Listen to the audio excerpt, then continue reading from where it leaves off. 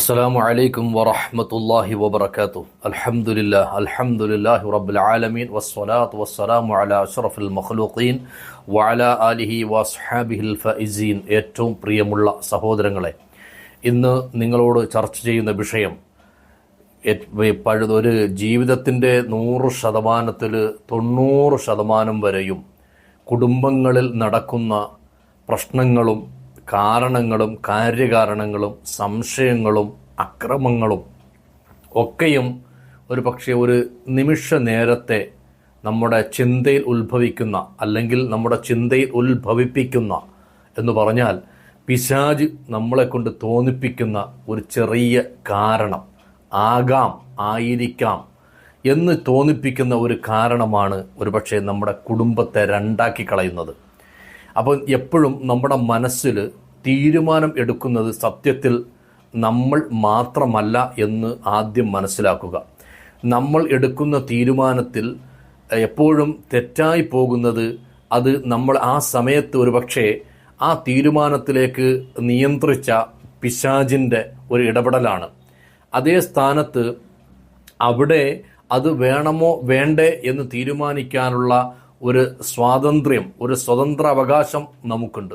അത് പലപ്പോഴും ശൈത്വാന് വേണ്ടി ഹനിക്കപ്പെട്ടുകൊണ്ടാണ് നമ്മുടെ സംശയങ്ങളിലേക്ക് നാം പോകുന്നത്. ഞാൻ പറഞ്ഞു വരുന്നത്, കുടുംബത്ത് പലപ്പോഴും ഭാര്യ ഭർത്താക്കൾ ബന്ധം വരെ ഒഴിഞ്ഞ ഒരു സാഹചര്യമാണ് ആ വീട്ടിലുള്ള ഭർത്താവിൻ്റെ സഹോദരന്മാർ. ഒരുപക്ഷെ ജ്യേഷ്ഠന്മാരാകാം, അനുജന്മാരാകാം. ഈ ജ്യേഷ്ഠന്മാരും അനുജന്മാരും ഇതിൽ ഞാനീ പറയുന്ന വിഷയത്തിൽ നടന്നതുമുണ്ട്. ഒരു പക്ഷേ അങ്ങനെ ഒരു സംഭവം നടക്കാതെ ഊഹാപോഹത്തിൽ സംഭവിച്ചതും ഉണ്ട്. ഞാൻ ഇന്ന് പറയുന്നത് ഊഹാപോഹത്തിൽ സംഭവിച്ച ഒരു വിഷയം ആണ്. അതായത് ഒരു ചെറുപ്പക്കാരൻ വിവാഹം കഴിച്ചുകൊണ്ട് ഭാര്യയുമായി പുതിയ വിവാഹം നടത്തി ഭാര്യ വന്നു. ആ വീട്ടിൽ താമസിച്ചു കൊണ്ടിരിക്കെ ഒരു ദിവസം അദ്ദേഹത്തിൻ്റെ അനുജൻ അല്ലെങ്കിൽ ജ്യേഷ്ഠൻ, രണ്ടാലൊരാളെ നമുക്ക് വെക്കാം, ഇവിടെ അനുജൻ എന്ന് വെച്ചോളൂ, അദ്ദേഹം പ്രവാസിയാണ്. പ്രവാസ ലോകത്ത് ജോലി ചെയ്തുകൊണ്ടിരുന്ന അനുജൻ നാട്ടിലേക്ക് വരുന്നു. നാട്ടിലേക്ക് വന്ന് ഒരു മാസത്തെ ലീവിന് പാവം വരുന്നു. ആ ലീവിന് വന്ന അനുജൻ കണ്ട മാത്രയിൽ ഏട്ടത്തിയോട് എന്തായാലും നല്ല സ്നേഹം, ഒരു ഉമ്മയുടെ സ്ഥാനമൊക്കെ കൊടുക്കുന്ന അനുജന്മാർ പലയിടത്തും ഉണ്ട്. അങ്ങനെ ജ്യേഷ്ഠൻ്റെ ഭാര്യയ്ക്ക് ആ ഒരു ആദരവും, എന്നാൽ ഈ ആദരവിനോടൊപ്പം ഒരു പക്ഷേ ചെറിയ ചില കുശലാന്വേഷണങ്ങളും അവരിലുണ്ടാകും. അത് സാധാരണ വീടുകളിൽ നടക്കുന്നൊരു കാര്യമാണ്. ചില തമാശകളൊക്കെ ചിലപ്പോൾ അങ്ങോട്ടും ഇങ്ങോട്ടൊക്കെ പാസ് ചെയ്യും. പക്ഷേ ഇതൊന്നും എന്തായില്ല, ഭർത്താവിനെ സംബന്ധിച്ചിടത്തോളം അതൊരു സീരിയസ് അല്ല. ഒരു ഭർത്താവിന് അത് സീരിയസ് അല്ല. അവരും ചിലപ്പോൾ അതിനകത്ത് ആ ഒരു തമാശകളും ആ ഒരു സന്തോഷാവസ്ഥകളുമൊക്കെ അവരും ചിലപ്പോൾ എന്ത് ചെയ്യും, ആ വിഷയത്തെല്ലാം നല്ലതുപോലെ തന്നെ മനസ്സിലെടുക്കുകയും അതിനകത്ത് ഭാഗവാക്കാവുകയും ചെയ്യും. ഇവിടെ എങ്ങും ഒരു വിഷയം വരുന്നില്ല.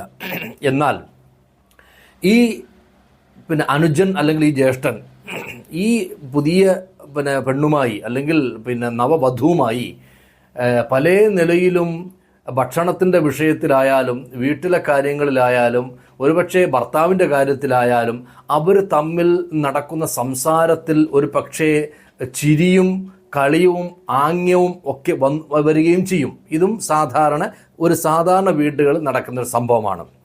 ഇവിടെ ഒന്നുമല്ല നമ്മുടെ വിഷയം വരുന്നത്.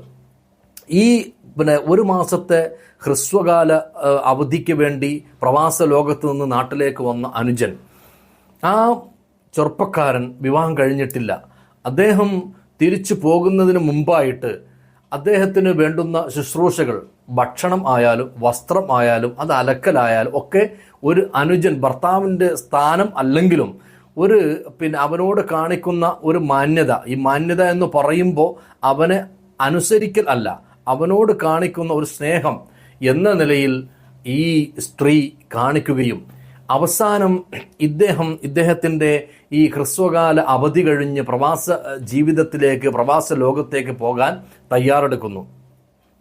ഈ തയ്യാറെടുക്കുന്ന സമയത്ത് ഭർത്താവ് ഇതിലൊക്കെ ആഘോഷിക്കുന്നു, ഇതിലൊക്കെ പങ്കെടുക്കുന്നു എങ്കിലും അവരോടൊപ്പം ചേർന്ന് നിൽക്കുന്നുവെങ്കിലും ഒരു നിമിഷം അദ്ദേഹത്തിൻ്റെ മനസ്സിൽ ഒരു മുള പൊട്ടി.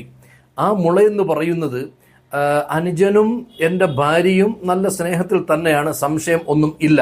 പക്ഷേ ഈ ഭർത്താവിനോട് കുടുംബത്തിൽപ്പെട്ട ആരോ ഒരാൾ ഒരു ചെറിയ 100 വാൾട്ടില്ല, ഒരു 10 വാൾട്ടിൻ്റെ ബൾബ് ഒന്ന് കത്തിച്ചു കൊടുത്തു. അഥവാ നീ നല്ല സ്വഭാവമാണ് നിൻ്റെ ഭാര്യ, നിൻ്റെ അനുജനും അവർ തമ്മിൽ നന്നായി ചേരുന്നുണ്ട്. ഈ ഒരൊറ്റ വാക്കിനെ പിടിച്ചുകൊണ്ട് ഈ ഭർത്താവിൻ്റെ മനസ്സിൽ ലഡുപൊട്ടി. അഥവാ ഈ അനുജൻ പറഞ്ഞ അല്ലെങ്കിൽ അനുജനെ കുറിച്ച് പറഞ്ഞ ആ ഒരു വാക്ക്, അവർ തമ്മിൽ ചേരുന്നുണ്ട്, ഈ ചേരുന്നുണ്ട് എന്ന് പറഞ്ഞ വാചകവും ഇവർ തമ്മിൽ കാണിച്ചിരിക്കുന്ന ചേഷ്ടകളും, ഇത് രണ്ടും കൂടി ഇദ്ദേഹം കണക്ക് കൂട്ടി നോക്കുമ്പോൾ ഏകദേശം ഇദ്ദേഹത്തിൻ്റെ പിന്നിൽ പ്രവർത്തിക്കുന്ന ശൈത്വാൻ ഉദ്ദേശിക്കുന്ന പാളയത്തിലേക്ക് കാര്യങ്ങൾ എത്തുന്നു എന്ന് ബോധ്യമാകുന്നു. ഒന്നുകൂടി തെളിച്ചു പറഞ്ഞു, ഈ അനുജൻ അദ്ദേഹത്തിൻ്റെ അവധിക്കാലം കഴിഞ്ഞ് ഗൾഫിലേക്ക് പോകുന്ന സമയം നന്നായി യാത്ര ചോദിക്കുന്ന സമയത്ത് ഒരു ഭാര്യയോട് യാത്ര ചോദിക്കും പോലെ ഈ അനുജൻ യാത്ര ചോദിച്ചു വല്ലാതെ കണ്ണ് നിറഞ്ഞ് കരഞ്ഞുപോയി. ഈ കരച്ചിലും ഭർത്താവിന് ഒരു പ്രശ്നവുമില്ല, ചലനമൊന്നുമില്ല. പക്ഷേ ആ അനുജൻ അവിടുന്ന് യാത്ര പോയി കഴിഞ്ഞതിന് ശേഷം ഈ ഭാര്യ പലപ്പോഴും മൂഡ് ഓഫ് ആണ്. ഭാര്യ സത്യത്തിൽ മൂഡ് ഓഫ് ആയത് ആ അനുജനോടുള്ള പ്രേമം കൊണ്ടല്ല. തൻ്റെ ഒരു സഹോദരൻ, കുറേ നാൾ ചിരിയും കളിയുമായി കൂടെ നിന്ന സഹോദരൻ പെട്ടെന്ന് അപ്രത്യക്ഷമാകുമ്പോൾ ഉണ്ടാകുന്ന ഒരു ചെറിയ ആ ഒരു മൂകത ഭർത്താവിൻ്റെ മനസ്സിൽ ഞാൻ ആദ്യം പറഞ്ഞ ലഡുവിൻ്റെ എണ്ണം കൂട്ടി. അങ്ങനെ അവസാനം ഈ ഭർത്താവിന് സംശയങ്ങൾ ഏറുകയും ഒരു ദിവസം ഭാര്യ ഈ അനുജൻ ഉപയോഗിച്ച ഈ ലുങ്കി എന്ത് ചെയ്തു? പുതിയ ലുങ്കി ഗൾഫിൽ നിന്ന് വാങ്ങിച്ചതാ അല്ലെ കൊണ്ടുവന്നതാ. ഈ സാധനം കഴുകി വൃത്തിയാക്കി മടക്കി ഇവർ കിടക്കുന്ന, ഭാര്യയും ഭർത്താവും കിടക്കുന്ന കട്ടിലിൽ ഉണക്കിയെടുത്ത ശീല മടക്കി കൊണ്ടുവന്ന് കട്ടിലിലിട്ടു. ഈ കട്ടിലിട്ടതിൻ്റെ അന്ന് രാത്രി ഭർത്താവ് കയറി വരുമ്പോൾ ഭാര്യ അടുക്കളയിലാണ്. അടുക്കളയിൽ ജോലി ചെയ്തുകൊണ്ടിരിക്കുന്നു. ഭർത്താവ് കയറി വരുമ്പോൾ അനുജൻ്റെ കൈലി കട്ടിലിൽ ഉണ്ട്. അദ്ദേഹത്തിന് ഞാൻ മുമ്പ് പറഞ്ഞു വെച്ചിരുന്ന മനസ്സിനെ നിയന്ത്രിക്കേണ്ട പോലെ നിയന്ത്രിക്കാത്തതിൻ്റെ പേരിൽ സംഭവിച്ച ഒരു സംശയത്തിൽ നിന്നും മുളപെട്ടിയ ആ ഒരു വികാസം ഇന്ന് രാത്രിയുടെ ഈ യാമങ്ങളിൽ കട്ടിൽ കാണുന്ന കൈലിയിലേക്ക് വലിയ ഒരു പ്രതിരോധം തീർത്ത നിലയിലേക്ക് അദ്ദേഹം മാറുകയാണ്. അന്ന് രാത്രി ഭാര്യ വന്നിട്ട് കട്ടിൽ അവർ ഉറങ്ങുന്നതിന് മുമ്പ് ഭർത്താവിനോട് പറഞ്ഞു, നിങ്ങൾ ഈ കൈലി ഉപയോഗിക്കണം. അവിടെയും ഭാര്യ ഉദ്ദേശിച്ചത് നല്ല പുതിയൊരു കൈലി. അദ്ദേഹം ഇനി ഉപയോഗിക്കുന്നില്ല, അദ്ദേഹത്തിന് ആവശ്യമില്ല. അപ്പോൾ എൻ്റെ ഭർത്താവിനും അത് ഉപയോഗിക്കാമല്ലോ എന്ന നല്ല മുറാദോടു കൂടിയാണ് ആ പാവം സ്ത്രീ അത് പറഞ്ഞത്.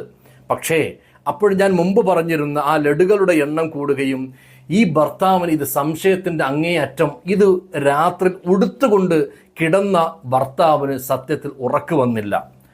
ഈ ഉറക്ക് വരാത്ത ഭർത്താവ് ഈ ഒരൊറ്റ കൈലിയുടെ കാരണം ഇതൊരു വലിയ റീസണായി എടുത്തുകൊണ്ട് അവസാനം ഈ ഭർത്താവ് ഭാര്യയുടെ മനസ്സിലേക്ക് വിഷം കുത്തിയിറക്കാൻ തുടങ്ങി. അഥവാ ചെറിയ ചെറിയ ചെറിയ ചെറിയ ഈ നോവിക്കുന്ന വേദനകൾ, നമ്മൾക്ക് ഈ ഡബിൾ മീനിങ് വേർഡ്സ് ഉണ്ട്.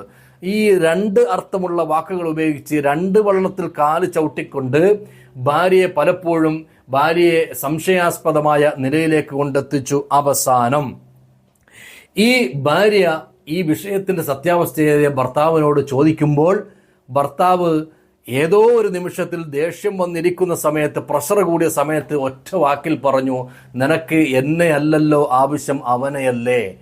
ആ ഒരൊറ്റ വാക്ക് ആ ഭാര്യയ്ക്ക്, ആ സ്ത്രീക്ക് താങ്ങാൻ കഴിയാതെ വരികയും അവസാനം സംശയത്തിന്റെ പേരിൽ ഉടലെടുത്ത, ശൈത്താന്റെ ചിന്തയിൽ ഉടലെടുത്ത ഈ ഒരു ചിന്ത അവസാനം ത്വലാക്കൽ കൊണ്ടെത്തിച്ചു.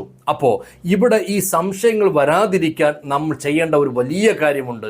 ഏതൊരു ഭാര്യയും ഭർത്താവും കല്യാണം കഴിഞ്ഞ് ജീവിക്കുമ്പോൾ സംശയങ്ങൾ വരാതിരിക്കാൻ അവർ കിടക്കുന്ന ഭാഗത്ത് ഒരു കളമുണ്ട്, അത് എഴുതി അവിടെ വെക്കുക. ഇൻഷാ അള്ളാഹ് ആവശ്യക്കാർ വാട്സാപ്പിൽ ചോദിച്ചാൽ ഇൻഷാ അള്ളാഹ് അത് അയച്ചു തരുന്നതായിരിക്കും.